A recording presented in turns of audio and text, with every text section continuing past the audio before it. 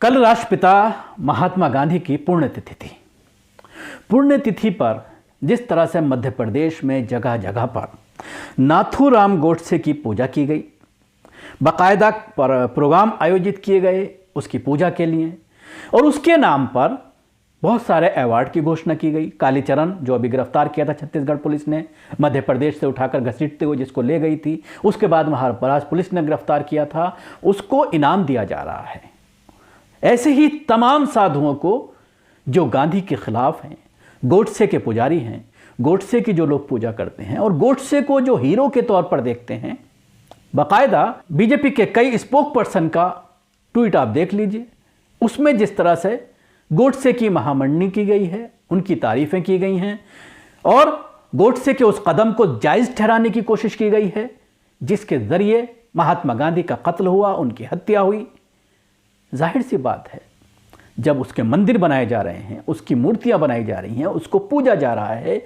एक अहिंसा का जो पुजारी था महात्मा गांधी, उनके साथ जिस तरह से हिंसा की गई, तो जाहिर सी बात है गोडसे की तालीमात को आगे बढ़ाते हुए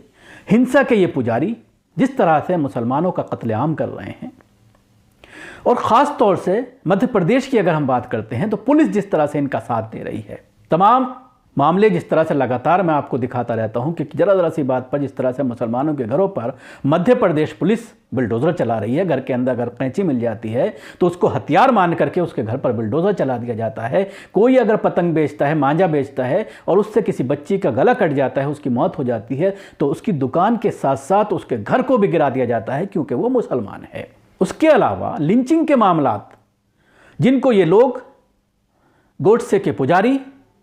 आतंकवादी जिस तरह से उसको जायज़ ठहराते हैं, पहले गाय के नाम पर होती थी, अब कोई भी बहाना बना करके पिटाई शुरू कर देते हैं। कल जिस तरह से वीडियो सामने आया कि किस तरह से सिर्फ पेशाब करने पर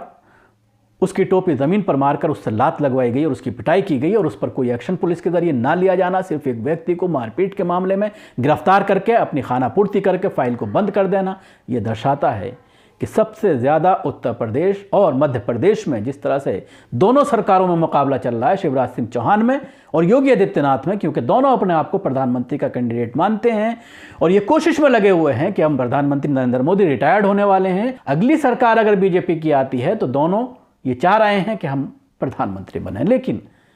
योगी आदित्यनाथ का तो ख्वाब ख़त्म होता नज़र आ रहा है और कहीं ना कहीं उसके लिए अमित शाह भी जिम्मेदार हैं, क्योंकि अमित शाह भी अपने आप को प्रधानमंत्री का कैंडिडेट मानते हैं। जाहिर सी बात है,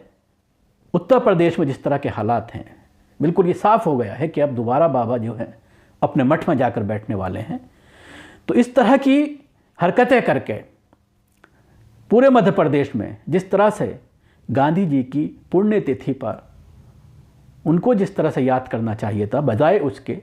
गोडसे को याद करके और उस हिंसा को बढ़ाने की एक मैसेज दिया जा रहा है और कोशिश की जा रही है। शुक्रिया। आपको हमारी कोशिश कैसी लगी ज़रूर बताएं। हमारे यूट्यूब चैनल को सब्सक्राइब करना ना भूलें। इसके साथ ही बेल आइकन ज़रूर दबाएं। अगर आप ये वीडियो फेसबुक पर देख रहे हैं तो पेज को लाइक करें, उसके साथ ही फॉलो भी करें।